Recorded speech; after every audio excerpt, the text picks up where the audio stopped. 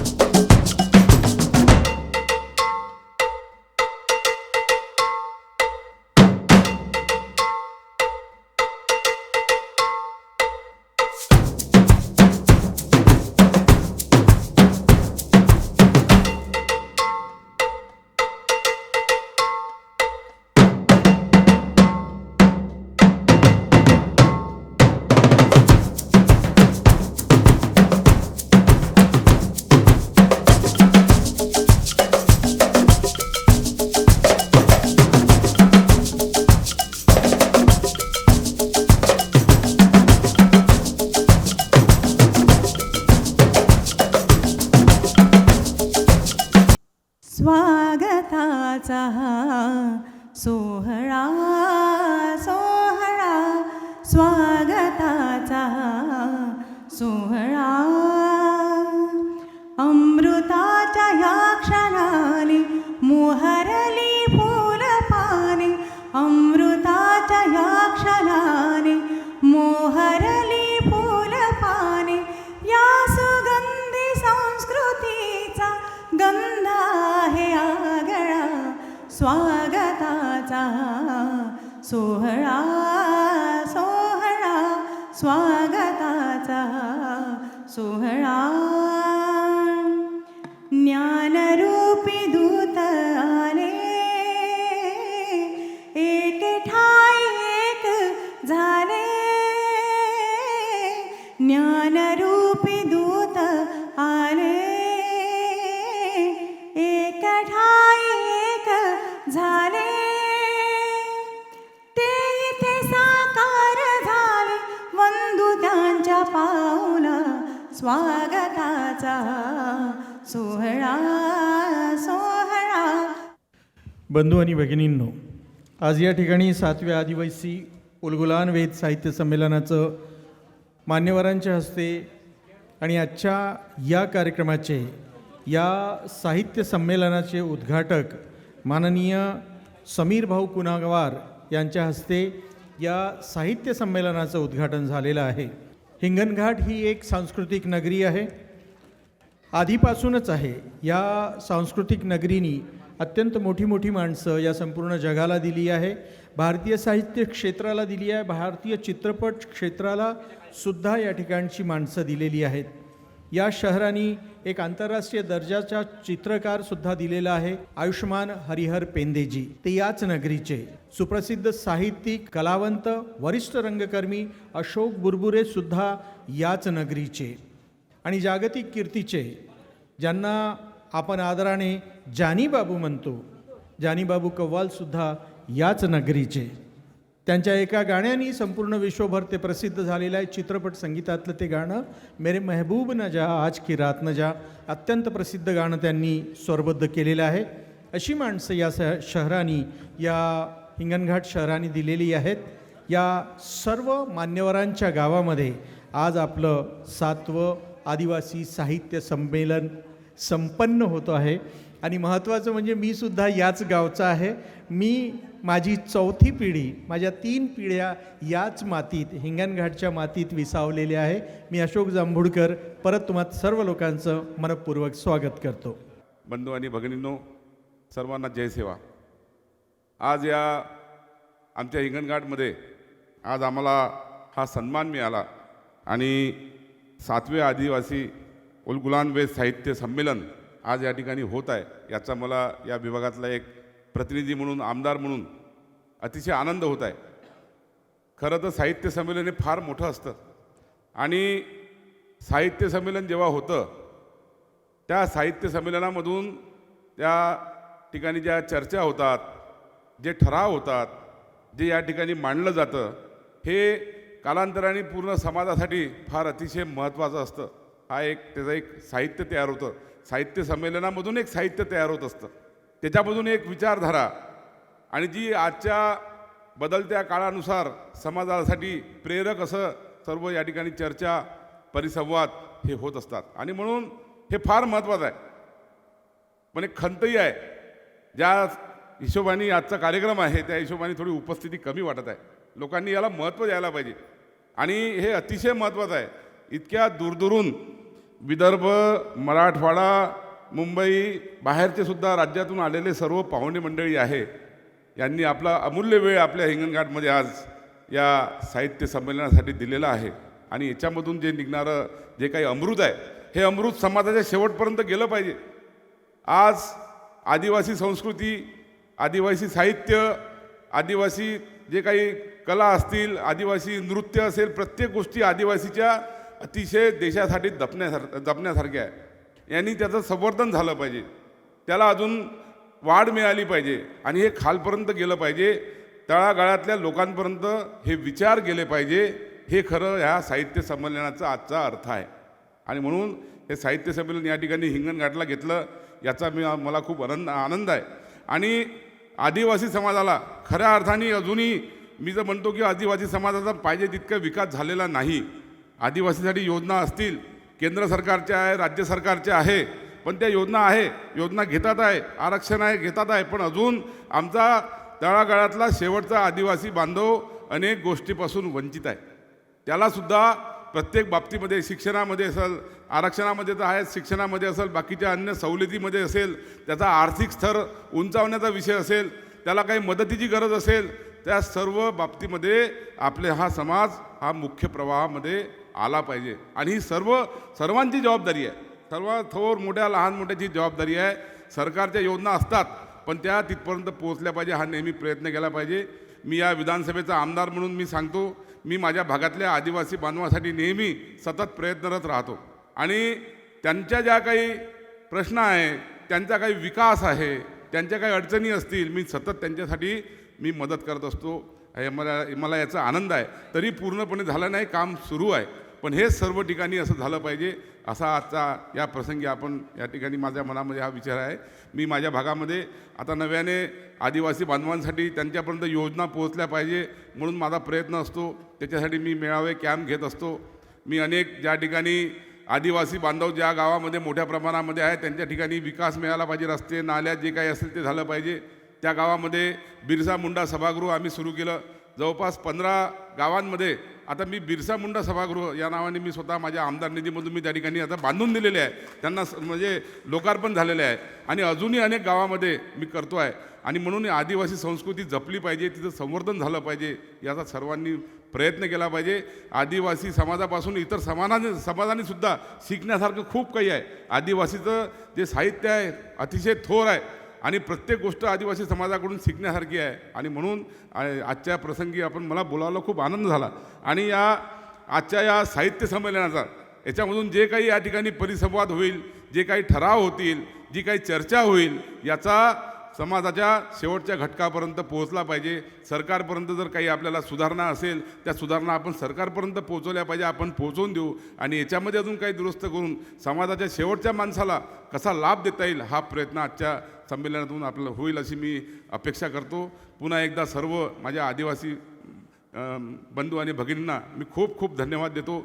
सर्व पाहुणे मंडळींचं मी हिंगणघाटच्या माझ्या या नगरीमध्ये मी सर्वांचं स्वागत करतो, सर्वांना धन्यवाद देतो, सर्वांचं अभिनंदन करतो. आणि मला खूप आज आनंद झाला आपण सर्वांनी मला या ठिकाणी बोलावलं. पण मला एक अतिशय महत्त्वाची मीटिंग असल्यामुळे माननीय मुख्यमंत्र्यांसोबत इथं बरोबरायला ते येत आहे.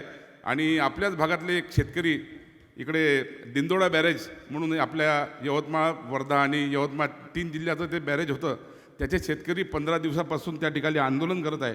आणि त्या ठिकाणी आता आज मीटिंग लागलेली आहे आणि त्या ठिकाणी आपले आदिवासी मंत्री प्राध्यापक अशोक उईके साहेब त्या ठिकाणी येत आहे. आणि म्हणून मला त्या मीटिंगला जाऊन त्यांचं आंदोलन 15 दिवसापासून सुरू असलेलं मला सोडवायचं आहे. नाहीतर मला आज इतका चांगला मी नेहमी साहित्य संमेलनामधून काहीतरी शिकलं पाहिजे ही माझी भावना असते. खरं तर ये मैं बात बताना चाहूँगा अनुज लुगुन सर से कि 1979 में डॉक्टर विनायक तुमराम जी ने भारत में पहली बार जो पहला आदिवासी साहित्य सम्मेलन, अखिल भारतीय साहित्य सम्मेलन भद्रावती जिला चंद्रपुर में लिया. ये इसी का परिणाम है कि पूरे भारत देश में और महाराष्ट्र में ज़्यादातर ये साहित्य सम्मेलन का प्रचलन हुआ.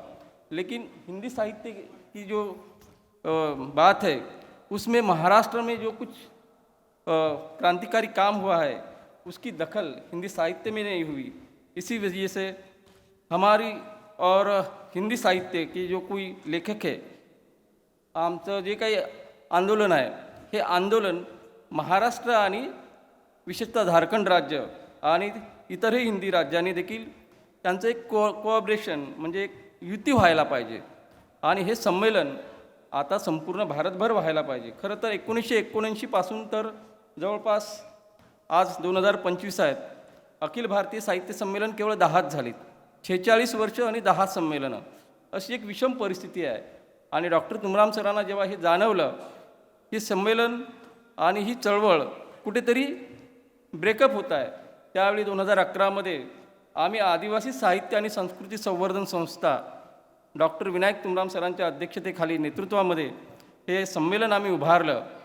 भगवान बिरसा मुंडाचा उलगुलानाचा नारा या संमेलनाचा ब्रीदच आहे की आदिवासी कवी लेखक हा केवळ शब्दाशी खेळणारा नसावा, तो केवळ बोलघेवडा नसावा, तो स्नेह समत्वभाव जपणारा सतशील सुधारक व सधक प्रहरी असावा. खऱ्या अर्थाने आदिवासी लोकांमध्ये असं म्हणतात की भाषण देणारी लोक नाहीत, आमच्याकडे शेकड्याने लोक आहेत भाषण देणारे. बोलणारा वर्ग खूप झाला पण काम करणारा वर्ग खूप कमी आहे. आणि म्हणून आमची भूमिका मात्र कार्यकर्त्यांची भूमिका आहे. आणि म्हणून मी इथे जास्त काही बोलत नाहीत, वेळ खूप झालेला आहे, बोलणारे वर्ग खूप आहे. आणि म्हणून या संस्थेचा एक सचिव आणि एक कार्यकर्ता म्हणून मी माझी भूमिका इथे व्यक्त करतो. या संमेलनामध्ये आम्ही एक तरुण कार्यकर्ता अनुज लुगुनसारखा माणूस जो त्यांची 3 कविता संग्रह प्रसिद्ध आहेत, कविता क्षेत्रातलं खूप मोठं नाव आहे हिंदी क्षेत्रातलं, अशा एका तरुण तुर्क माणसाला या संमेलनाची जबाबदारी दिली आहे. या तरुण माणसाने या संमेलनाचं पुढील नेतृत्व करावं आणि भारतातल्या तमाम आदिवासी लोकांनी या साहित्य चळवळीला पुढे न्यावं.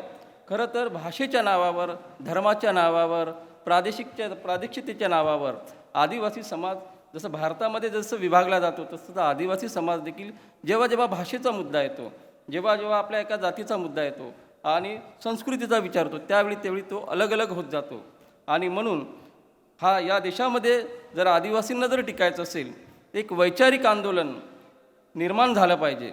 हे वैचारिक आंदोलन तुमराम सरांच्या माध्यमातून पुढे गेलेलं आहे, हे इथं ध्यानात घ्यावं लागेल.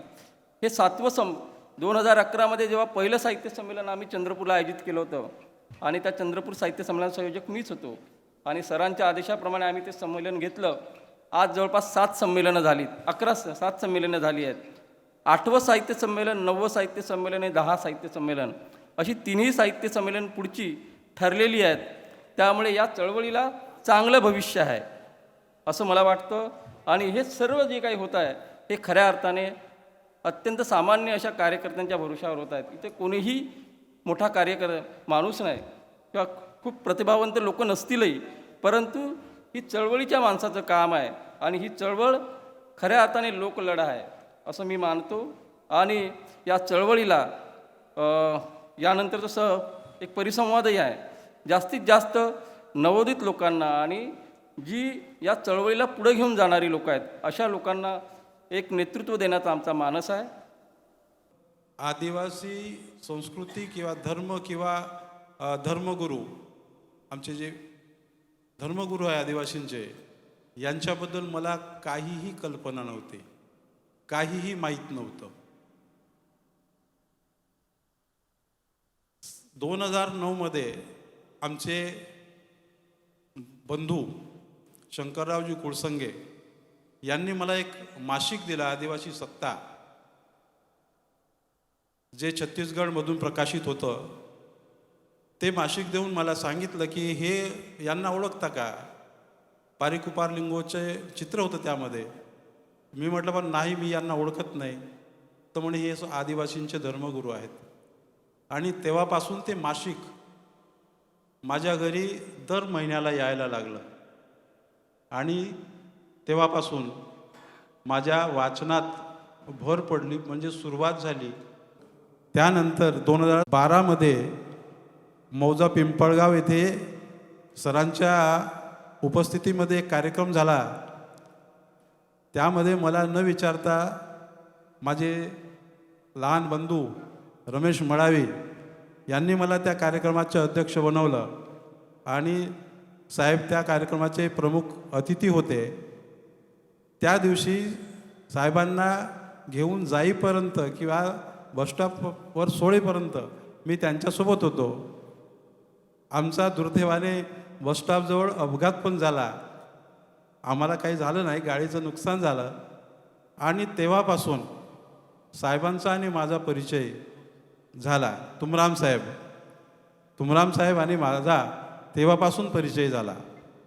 आणि तुमराम सरांनी दिबनामाल येथे आदिवासी धर्म, आदिवासी यांचा निसर्ग धर्म यांचा जो कार्यक्रम घेतला, त्या कार्यक्रमाला आम्ही उपस्थित होतो. आणि त्यानंतरचे जे सर्व कार्यक्रम आहेत, तुमराम सरांनी जेव्हा जेव्हा आम्हाला पत्रिका पाठवल्या तेव्हा तेव्हा आम्ही त्यांच्या कार्यक्रमाला उपस्थित झालो. बल्लारशाला साहित्य संमेलन झालं होतं, त्यामध्येच सरांनी आम्हाला सांगितलं की तुम्ही हिंगणघाटला वर्धा जिल्ह्याच्या वतीनं एक साहित्य संमेलन लावा. आणि त्या संबंधाने आम्ही मीटिंग पण घेतली होती. पण काही कारणास्तव म्हणण्यापेक्षा कार्यकर्त्याच्या अनिच्छा असेल कदाचित किंवा उत्साह नसेल ते काम करण्याचा, त्यामुळे ते आतापर्यंत झालेलं नाही. आणि यावेळेस सरांनी आम्हाला बुलढाण्याला बोलावलं कार्यक्रमाला. आणि त्याच्यानंतर साहेबांनी आम्हाला फोन करून सांगितलं की तुम्ही साहित्य संमेलन लावा. मी कोणत्याही प्रकारचा विचार न करता सरांना होकार दिला आणि याची तयारी मी सुरू केली. या साहित्य संमेलनाच्या माध्यमातून समाजामध्ये, आमच्या समाजात किती प्रतिभावान लोक आहेत किंवा सुशिक्षित लोक आहेत, शिकलेले लोक आहेत, यांचाही परिचय व्हावा, त्याचप्रमाणे विद्यार्थ्यांना प्रोत्साहन मिळावं, साहित्याची आवड निर्माण व्हावी, हा एक उद्देश होता. दुसरी गोष्ट अशी की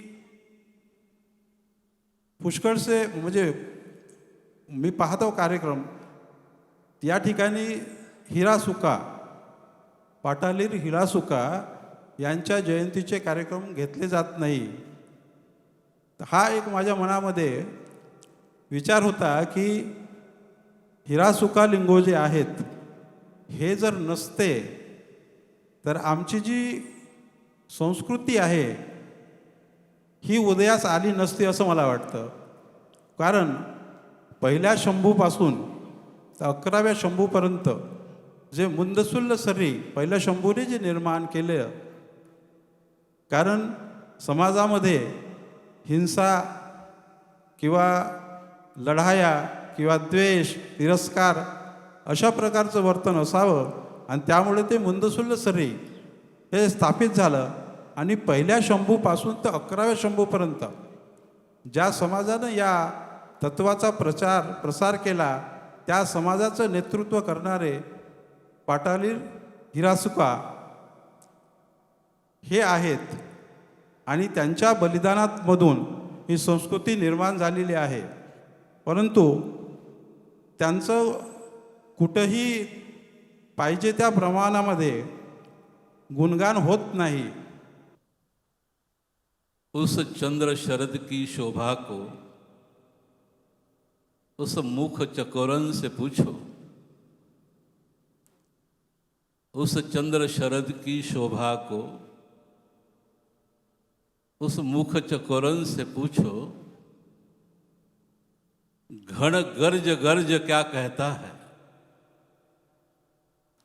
घन गर्ज गर्ज कर क्या कहता है, ये मतवाले मोरन से पूछो, क्यों मछली उल्टी जल पीती है, क्यों मछली उल्टी जल पीती है, ये बातें मछलियों से पूछो. मकरंद फूलों का कैसा है, ये बातें भृंगियों से पूछो. और आदिवासियों की जिंदगी क्या है, ये आदिवासियों से पूछो. सुनील कुमरेंनी थोडक्यात पार्श्वभूमी सांगितली की 2011 मध्ये मी ही संस्था स्थापन केली आणि सातत्याने ही संमेलन होऊन राहिली. मी सर्वप्रथम कार्यकारिणीचे जेवढे लोक आहेत कुलसंगींसोबत या सर्व लोकांचं मी मनापासून आभार मानतो, त्यांचं अभिनंदन करतो. आता आदिवासी साहित्य कुठल्याही विद्यापीठामध्ये आदिवासी साहित्य शब्द नव्हता. ये संकल्पना मेरे दिमाग में क्यों आई? मैंने दलित साहित्य का अध्ययन किया था, किताबें पढ़ी. मेरे समझ में एक बात आई कि दलित साहित्य में आदिवासी जिंदगी का, उनके जीवन का, संस्कारों का कोई प्रतिबिंब मुझे मिला नहीं. जिस समाज को, जिन आदिवासियों को इस देश के मूल निवासी मानते हैं, यहाँ के जल जंगल और जमीन के दावेदार मानते हैं, उनके ऊपर आपकी लेखनी चली नहीं. और उसी समय जब मैं भद्रावती में था, मैंने सोचा इतने बड़े संस्कृति के मालिक है, मूलधनी है, जिनका पारंपरिक साहित्य है, पुरखों का साहित्य है, क्यों ना इनका डायस मंच अलग करें. और उसी संकल्पना से इस मंच का जन्म हुआ. लक्षात घ्या, तुम्हाला एक गोष्ट पुन्हा सांगितली पाहिजे. मी काय 5 ते 10 मिनटं बोलणार आहे, बस मी थांबणार आहे. आम्हाला या लोकांना ऐकायचं आहे. महाराष्ट्राच्या ठाणे जिल्ह्यामध्ये आदिवासी साहित्याची जाणीव आणि प्रेरणा कुठून सुरू होते त्याचं मूळ तुम्हाला सांग. पश्चिम महाराष्ट्रामध्ये सह्याद्रीच्या कुशीमध्ये एक वारली नावाची आदिवासी जमात आहे. वारली नावही ऐकलं नसेल तुम्ही. महाराष्ट्रामध्ये 47 आदिवासी जमाती होत्या. 2 कटल्या, 45 राहिल्या. बोगस लोकांनी तुमचा मलिदा खाऊन टाकला, सगळ्या रिझर्वेशन पचवल्या, पण तुम्ही जसे होते तसेच आहात. त्या 45 जमातीपैकी वारली नावाची एक जमात आहे. वारली स्त्रियांकडे जर पाहाल, डोळ्यामध्ये आसू येतील. कोकणाबाया पहा जाऊन, डोक्यावर मोडी, फाटलेलं पदर, लुगडा नाही धड, चोळी अंगात नाही धड. त्या विकायला जातात आणि त्यांच्याकडे उनकी तरफ देखने वाली नजरें जो होती वो कामुक होती. बडे बडे लोग लहानसं बाळ छोटंसं प्रपंचासाठी ती बाळाला कडेवर घेते आणि सह्याद्रीच्या घाटावर चढते. पोटासाठी काय आणत असेल ती? मोहडोमरी आणते, डिंक आणते, टेंबरं आणते. हे जे जंगलातलं खाद्य आहे ती जमा करते, काड्या जमा करते, मोडी बनवते आणि ती विकायला बाजारात नेते. हे सगळं करताना तिचं लहानसं बाळ त्याचं काय करत असेल ती? त्याला ठेवल्याशिवाय कुठेतरी काम नाही करू शकत. मग ती काय करते? 2 रांजीचे मोठे मोठे बुडं पाहते. रांजी म्हणजे वेळूंचं बंच. इकडे एक बंच, तिकडे एक बंच, आणि त्याला बांधते एक दोरीसारखं ते वेल असते. त्या वेलावरती बोत्री, ज्याला म्हणतो आपण ग्रामीणमध्ये गोधड, फाटलेल्या लुगड्याची बनवलेली जाड गोधड, तिचा पाळणा घालते आणि त्या पाळण्यामध्ये त्या चिमुकल्या बाळाला झोपवते. तिच्याकडे ना चंदनाचं पाळणं आहे, ना दोरी आहे रेशमाची, काही नाही, कुछ भी नहीं उसके पास. त्याला झोपवताना, झोके देताना ती जी बाळाला उपदेश करते, वाह्यांनो तुमच्यासाठी हे आहे. ती बाळाला काय म्हणते? लक्ष द्या, इथे आमच्या साहित्याचं बीज आहे. यहाँ हमारे साहित्य की ये है मूलधारा. शब्द मोठे सुंदर आहेत की बामणाच्या जन्माला जाशील. इथे कोणत्याही जातीपातीवर कटाक्ष नाही, तिचे बोल आहेत. बामणाच्या जन्माला जाशील तर लिखून लिखून मरशील. मारवाडी होशील तर तोलून तोलून मरशील. बामणाच्या जन्माला जाशील तर लिखून लिखून मरशील. मारवाडी होशील तर तोलून तोलून मरशील. सांभार होशील तर वाहना ज्योती करून करून मरशील.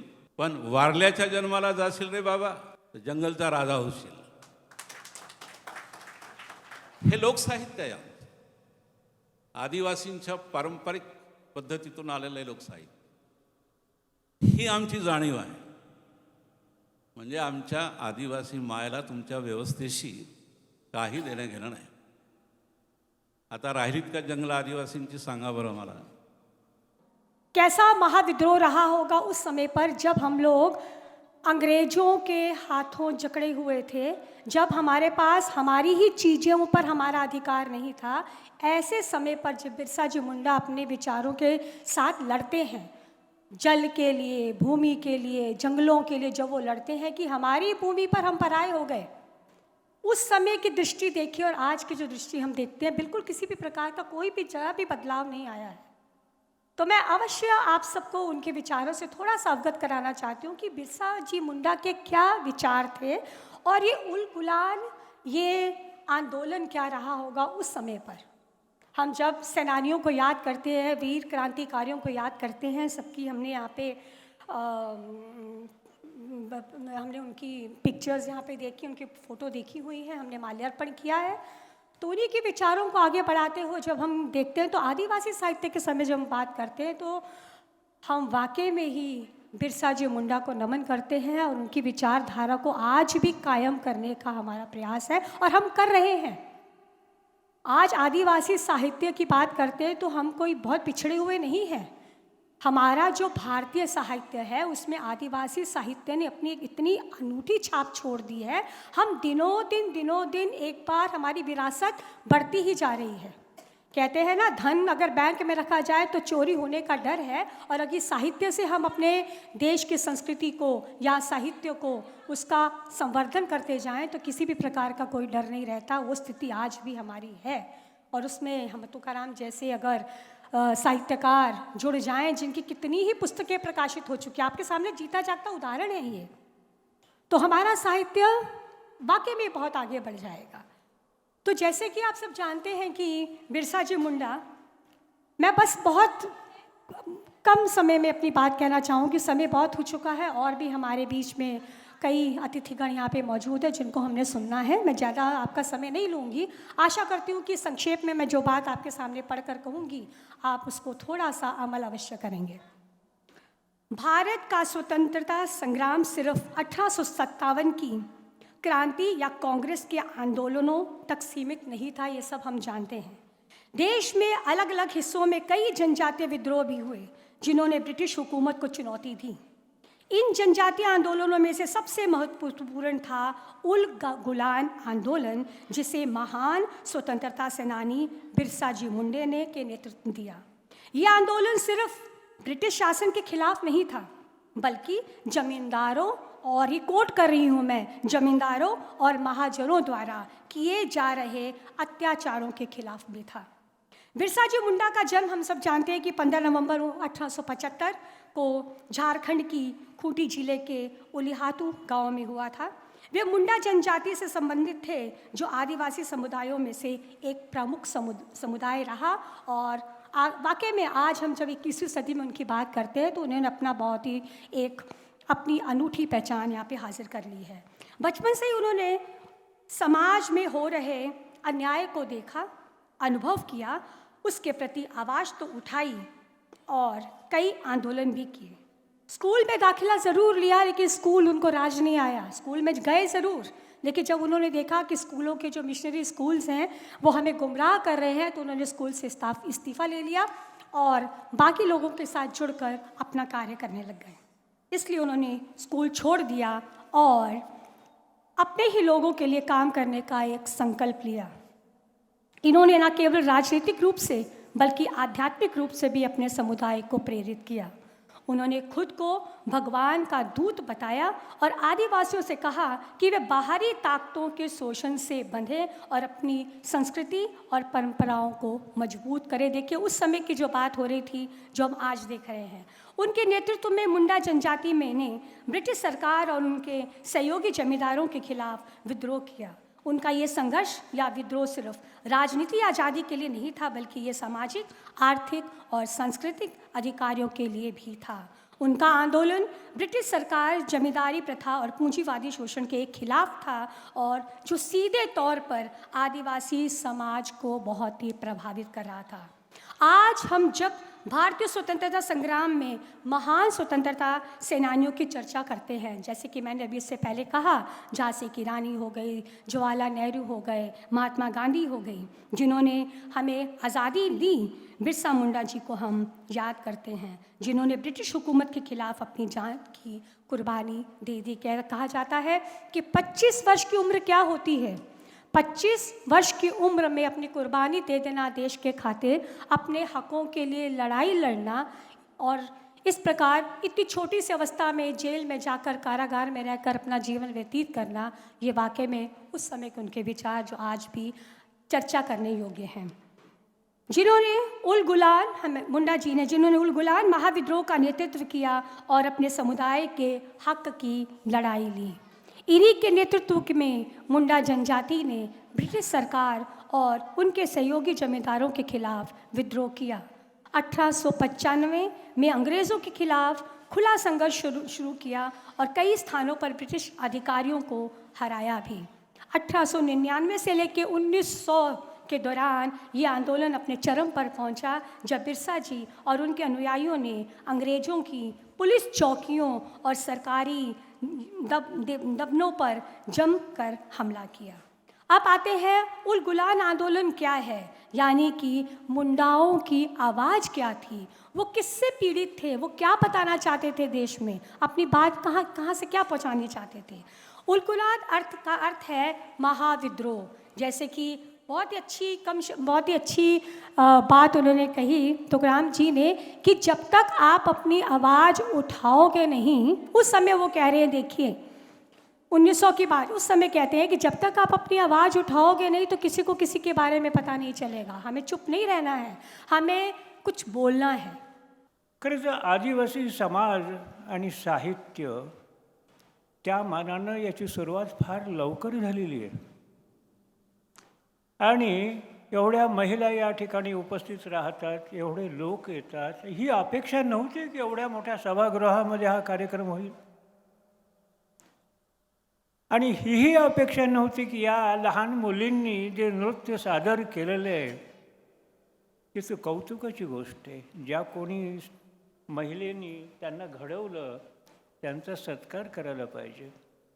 फार इतकं छान काम केलं, इतकी स्वाभाविकता होती की मुली भेदरलेल्या नव्हत्या, घाबरलेल्या नव्हत्या आणि सहजपणे त्यांनी आपली कलाकृती सादर केली आणि ती आनंददायी होती, रंजन करणारी होती। असे कलागुण ज्या समाजामध्ये आहेत हे सुप्त गुण आहेत, त्यांचा विकास व्हायला पाहिजे, त्यांना संधी मिळायला पाहिजे आणि त्यांना संधी मिळण्यासाठी तुमरामजी व्हायला पाहिजे। जोपर्यंत समाजामध्ये सुविद्य लोक निर्माण होणार नाहीत, अस्मितेची जाणीव असणारे लोक निर्माण होणार नाहीत आणि इतर समाजावरही आपल्या विद्वत्तेची छाप सोडणारे, त्याच्याशिवाय समाजात स्थान नाही आहे। तुमरामजीला लोक ओळखतात म्हणजे लोक हे काही लोक उपकार करतात अशातला प्रकार नाही। प्रचंड साधना करून त्यांनी भाषा कमावलेली आहे। तुमची भाषा नीट नसेल तर भाषा हे प्रभावित करण्याचं फार मोठं साधन आहे। देशातल्या नामांकित नेत्यांचा तुम्ही विचार करा, जे जगभर आणि देशभर गाजलेले आहेत फक्त आपल्या वाणीमुळं। एवढं वाणीमधलं हे सामर्थ्य आहे आणि या सामर्थ्यामुळं केवळ आदिवासी समाजात नव्हे तर महाराष्ट्रभर त्यांचे मित्र जोडले गेलेले आहेत। किती दुरून दुरून लोकांना त्यांनी या ठिकाणी बोलावलेले, हे लोक का आले? हे कम्युनिकेशन पॉवर ज्याला म्हणतो आपण, ती कशातून निर्माण होते? ती ज्ञानातून निर्माण होते। त्यांचं माझं नातं कुठलंच नाही, ज्ञानात्मक नातं आहे। मी त्यांचं निमंत्रण टाळू शकलो नाही, याचं कारण आज फक्त ज्ञान आहे आणि नुसतं कोरडं ज्ञान नाही, त्यांच्या मागे समाजाविषयीची अतिशय तळमळ आहे। तळमळीनं त्यांनी सगळं लेखन केलेलं आहे की आपला समाज सुधारला पाहिजेत, मोठा झाला पाहिजेत, समजलं, आणि त्याला स्वतःचं अस्तित्व निर्माण झालं पाहिजे। यासाठी त्यांनी समाजाचं पायाभूत काम आपल्या लेखनातून केलेलं आहे। ते कथा कादंबऱ्यांचं लेखन नाही, माणसांची करमणूक करणारं लेखन नाही, तर माणसाला जागं करणारं। जसं बुद्धानं सांगितलं होतं की आत्त दीपो भव, स्वतःचा दीप हो। हे बघा, गीता किती दिवस तुम्ही बॅटरी काम करणार आहे? किती दिवस तुमचे गुरुजी तुम्हाला सोबत धरून नेणार आहेत? जिथं आई वडीलसुद्धा जीवनात पुरे पडत नाहीत तिथं जगातला कोणताही माणूस तुम्हाला रस्ता दाखवणार नाही, उजेड दाखवणार नाही। म्हणून बुद्ध सांगतो आत्त दीपो भव, स्वतःचा दीप हो, उजेड हो, प्रकाश हो, त्या प्रकाशातच तुला खरं मार्गदर्शन मिळेल। तर अशा प्रकारचं हे काम तुमरामजींनी केलेलं आहे। आजचं त्यांच्या व्याख्यानातून ह्या सगळ्या गोष्टी त्यांनी मांडलेल्या आहेत। ज्या समाजामध्ये आपण पाहतो, साध्या गोष्टी आहेत ह्या, की ज्या समाजामध्ये शिवाजीसारखा माणूस जन्माला येतो, प्रचंड सामर्थ्य त्या काळामध्ये औरंगजेबाचं होतं। औरंगजेबाच्या सत्तेला आणि सैन्याला विरोध करणं ही सोपी गोष्ट नव्हती। छत्रसालसारख्यांनी प्रयत्न करून पाहिला पण तो यशस्वी झाला नाही। एकच भारतामध्ये मुघलांच्या काळामध्ये उदाहरण आहे आणि ते शिवाजीचं आहे की ज्याच्या जमिनीवर ते प्राण द्यावा लागला औरंगजेबाला, परंतु मराठ्यांना जिंकता आलेलं नाही.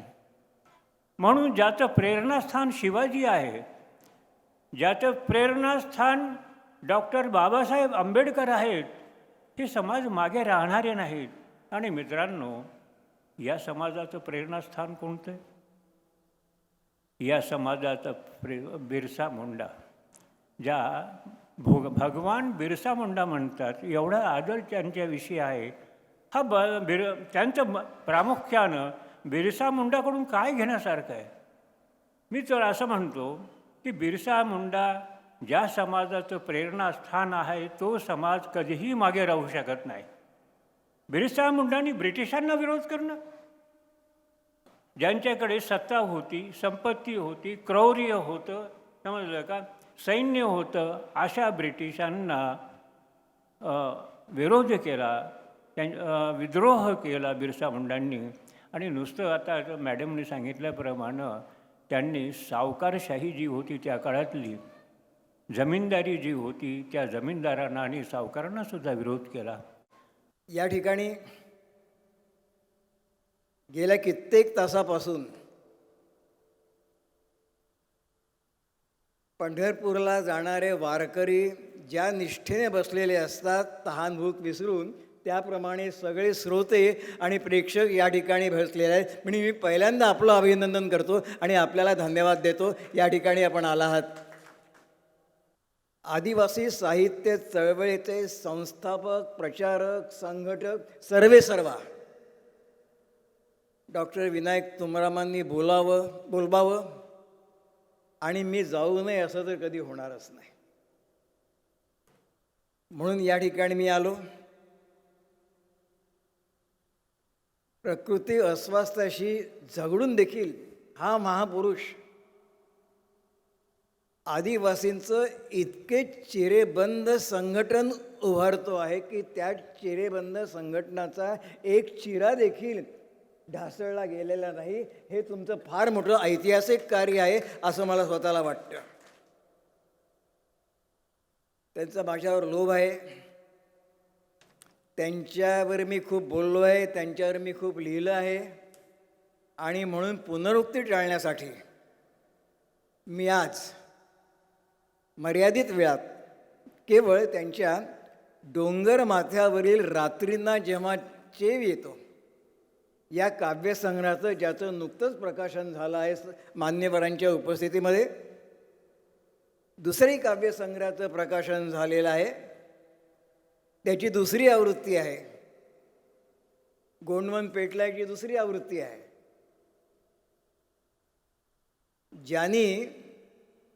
ज्यांनी स्वतःनी सगळं गोंडवन पेटवलं आपल्या शब्दांनी, अशा तुमरामांच्या गोंडवन पेटली आहेच्या दुसऱ्या आवृत्तीचंही आपण चांगलं स्वागत करावं अशी माझी आपल्याला विनंती आहे. कारण या आवृत्तीचं मुखपृष्ठ आत्ता जे आपल्याशी अतिशय मोजक्या शब्दात रसाळवाणींनी बोलून गेले त्या परसावळे यांनी केलेलं आहे. म्हणून आपण पुन्हा ती या ठिकाणी त्यांना अभिवादन करण्यासाठी ते पुस्तक घ्यावं. त्याची जशी दुसरी आवृत्ती निघाली, या दुसऱ्या आवृत्तीचं आणखीन एक वैशिष्ट्य आहे, ते मी तुम्हाला सांगतो. ते पुस्तक तुम्ही आवृत्ती दुसरी असली तरी ते पुस्तक तुम्ही का घ्यावं? या दुसऱ्या आवृत्तीमध्ये स्वतः तुमरामांनी स्वतःच्या केलेल्या काही मराठी कवितांचा उत्तम इंग्लिश अनुवाद केलेला आहे.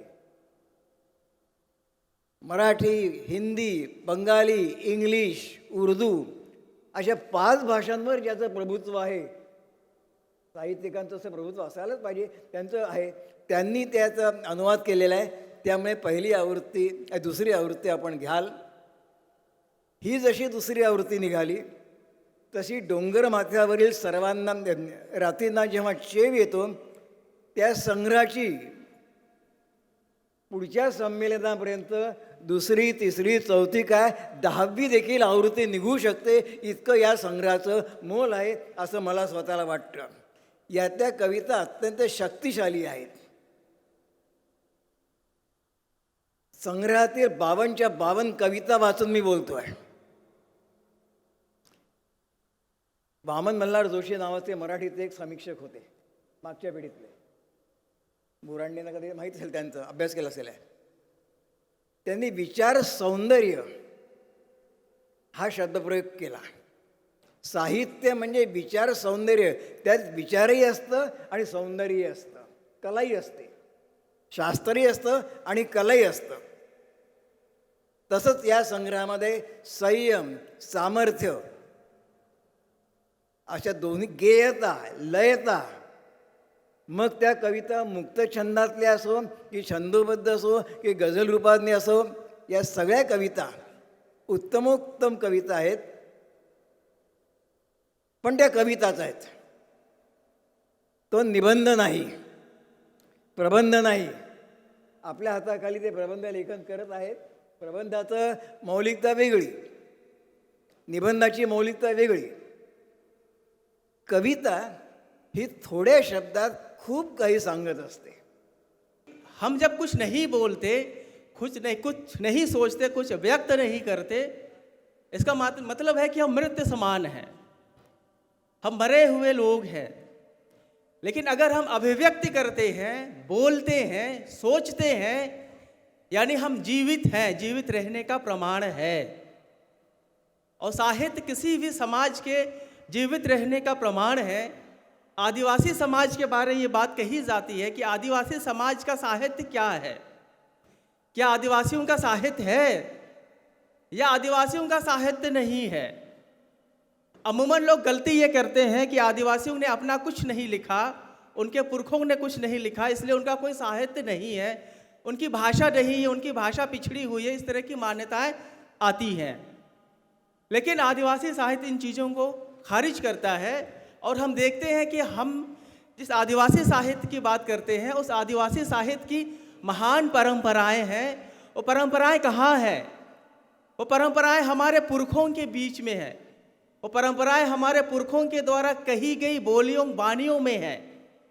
उन्होंने हाथ से नहीं लिखा, उन्होंने लिपिबद्ध भी नहीं किया होगा, लेकिन उनके यहाँ साहित्य है. और उस साहित्य को हम पुरखा साहित्य कहेंगे, वाचिकता का साहित्य कहेंगे. और आदिवासियों का जो इतिहास है, जो हजारों वर्षों का इतिहास है, उस हजारों वर्षों के इतिहास के साथ आदिवासियों का साहित्य भी मौजूद है. लेकिन वो साहित्य प्रकाशन में कहाँ है? वो क्यों हमारे सामने उपलब्ध नहीं है? हम अपने पुरखा साहित्य की हम बात करें तो पुरखा साहित्य हमारे सामने कहाँ है? आदिवासी समाज के बारे हम जब बात करेंगे तो हमें ये ध्यान रखना चाहिए कि हम एक ऐसे समाज हैं आज की तारीख में, भारतीय समाज में और पूरी दुनिया के समाज में, जिस समाज को प्रभुता वर्ग के लोगों ने, सुविधा संपन्न वर्ग के लोगों ने, सत्ता शासन के लोगों ने आदिवासी समाज को पीछे धकेल दिया, हाशिए पर धकेल दिया. और उन्होंने क्या किया? आदिवासियों के ऊपर दूसरों की सभ्यता, संस्कृतियां, भाषा थोप डाली हमारे ऊपर. और आज जब हम यहाँ आदिवासी साहित्य सम्मेलन में मंथन कर रहे हैं, या डॉक्टर विनायक तुमराम जी जो प्रयास कर रहे हैं, वह यही प्रयास है कि हम आदिवासी समाज के लोग जिस तरह से इतिहास में, समाज में हाशिए पर धकेले गए, हमें वंचित किया गया, हम अपनी पहचान को रेखांकित करें, हम अपने इतिहास को रेखांकित करें, हम अपने पूर्वजों की स्मृतियों को सामने लाएं और बताएं दुनिया को कि हम आदिवासी समाज के लोग हैं, हमारी समाज है, हमारी सभ्यताएं हैं. और हमारी सभ्यताओं को आप सबने विकसित और सभ्य लोगों ने ध्वस्त किया है. उन लोगों ने हमारे अस्मिता को, पहचान को धूमिल किया है. ये ध्यान रखिएगा. एक मशहूर विद्वान है, अफ्रीका के हैं, नुगुगिया थ्यांगो. वो कहते हैं किसी समाज को गुलाम कैसे बनाया जाता है. वो कहते हैं कि किसी समाज को गुलाम बनाने के 3 तरीके हैं, 3 उपाय हैं. पहला, उस समाज पर हमला करो, सेना के द्वारा हमला करो. फिर उसको अपने अधीन बनाओ. दूसरा तरीका क्या है कि उस समाज की जो आजीविका है, जो उत्पादन की प्रणाली है, अर्थव्यवस्था है, उसे ध्वस्त कर दो. ये गुलामी का 3 चरण हुआ. वो विद्वान कहते हैं कि सेना के जरिए हमला करके भी उत्पादन की तरीकों को, अर्थव्यवस्था को ध्वस्त करके भी किसी समाज को गुलाम नहीं बनाया जा सकता। किसी समाज को गुलाम बनाने के लिए तीसरे चरण की जरूरत होती है।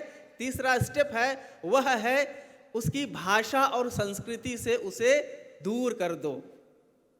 उसकी भाषा और उसकी संस्कृति खत्म कर दो। जैसे ही उस समाज की भाषा खत्म हो जाएगी, उस समाज की संस्कृति खत्म हो जाएगी, वह सोचने समझने वाला समाज नहीं रह जाएगा। हम इस गोंडवाना की धरती पर एकत्रित हैं और मैं उस झारखंड के प्रदेश से आया हूँ। यह जो गोंडवाना की धरती है, ऐतिहासिक धरती है। मनुष्य की जो सभ्यता है, इंसानी सभ्यता की प्राचीनतम धरती है ये। तो सवाल ये है कि इस प्राचीनतम धरती गोंडवाना की धरती के निवासी कौन थे, उसकी सभ्यता क्या थी? अगर उसकी सभ्यता थी तो उसकी भाषा क्या थी, उसका साहित्य क्या था, उसकी संस्कृति क्या थी? तो हम ये देखते हैं कि इस गोंडवाना की धरती में जो आदिवासियों की जो दुनिया थी, आदिवासी समाज जो सभ्यता थी, इस सभ्यता को विभिन्न चरणों में हमला करके ध्वस्त किया गया। सैन्य हमले किए गए, उत्पादन के तरीकों पर हमले किए गए और हमारी भाषा और संस्कृति से हमें दूर किया गया। हम देखें, हम भारतीय सभ्यता की बात करते हैं तो हम वैदिक सभ्यता तक ही जाते हैं, हड़प्पा सभ्यता की ही बात करते हैं, लेकिन उसके आगे की सभ्यता क्या रही है? जो प्री हिस्ट्री है ये कहाँ है? ये जो प्री हिस्ट्री जिसको हम कहते हैं, जो हड़प्पा कालीन और उसके पूर्व की जो सभ्यताएं हैं, ये सभ्यता इसी गोंडवाना धरती की भाषाओं में व्यक्त है, इसी गोंडवाना धरती की संस्कृति में वो चीजें व्यक्त है। अब हम अपनी गोंडवाना धरती की मातृभाषा के लिए, जो आदिवासियों की भाषा है, जो गोंडों की भाषा है, माड़िया की भाषा है, जो प्रधान और पारधी और भीलों की सबकी भाषाएं है, हमारी भाषाओं का साहित्य कहाँ चला गया, उसकी संस्कृति कहाँ चली गई? हम वैदिक साहित्य देखते हैं तो वैदिक साहित्य में क्या देखते हैं? आर्य और अनार्यों का संघर्ष देखते हैं। ये अनार्य किसे कहा गया? ये वही प्राचीनतम समाज के लोग रहे जिन्हें अनार्य कहा गया। और हम ये देखते हैं कि उन अनार्य कुल के लोगों को, उन समाज के लोगों को पराजित करके उन्हें हाशिए पर क्रमशः धकेला गया। संस्कृत के साहित्य में हम उसका बहुत ही उत्कृष्ट रूप भले देखते हों, लेकिन उन संस्कृत के साहित्य में आदिवासियों का कैसा स्वरूप दिखाई देता है? हमारे पुरखा विद्वान रहे डॉक्टर रामदयाल मुंडा, उन्होंने संस्कृत साहित्य का अध्ययन किया, बहुत बड़े भाषाविद थे, अमेरिका में भाषा विज्ञान के प्रोफेसर रहे। बाद में वो झारखंड आंदोलन के दौरान वापस झारखंड आए, प्रोफेसरी की नौकरी छोड़ करके। उन्होंने सारा जीवन आदिवासी संस्कृति के लिए ही संघर्ष किया। संभवतः विनायक तुमराम जी बताते हैं कि आदिवासी साहित्य सम्मेलन में डॉक्टर रामदयाल मुंडा जी ने भी कभी शिरकत की है। उनका कथन है, वो लिखते हैं अपनी किताब में कि संस्कृत साहित्य में असुर, निषाद, दस्यु, वानर एवं राक्षस प्रभुत नामों से संबोधित किया गया है। आधुनिक भारत में मोटे तौर पर द्रविड़ और मुंडा भाषा भाषी जनजातियों को हम इसके अंतर्गत रख सकते हैं। आजच्या कार्यक्रमाचे उद्घाटक व सत्कार मूर्ती माननीय समीर भाऊ कुनावार, आमदार हिंगणघाट विधानसभा क्षेत्र यांनी कार्यक्रमाला उपस्थित राहून मोलाचे मार्गदर्शन केल्याबद्दल मी त्यांचे मनपूर्वक आभार व्यक्त करते। कार्यक्रमाचे अध्यक्ष माननीय डॉक्टर अनुज लुगुन, सुप्रसिद्ध आदिवासी साहित्यिक व विचारवंत, बुद्धगया बिहार यांनी उपस्थिती दर्शवून आपले अनमोल विचार व्यक्त केले, त्याबद्दल त्यांचे मनपूर्वक आभार व्यक्त करते। माननीय विशेष अतिथी व सत्कार मूर्ती माननीय डॉक्टर विस जोग, अध्यक्ष 68वे विसा संमेलन चंद्रपूर तथा ज्येष्ठ समीक्षक नागपूर, माननीय डॉक्टर अक्षय कुमार काळे, अध्यक्ष 90वे अखिल भारतीय मराठी साहित्य संमेलन तथा ज्येष्ठ समीक्षक व विचारवंत नागपूर, माननीय डॉक्टर रेणू बाली मॅडम, पूर्वाध्यक्ष हिंदी विभाग वसंतराव नाईक, शासकीय व कला व मानव विज्ञान नागपूर, माननीय भमा परसावळे, जागतिक कीर्तीचे चित्रकार हिंगोली, आपण सर्वांनी कार्यक्रमाला उपस्थिती दर्शवून मार्गदर्शन केल्याबद्दल सर्वांचे मनपूर्वक आभार व्यक्त करते.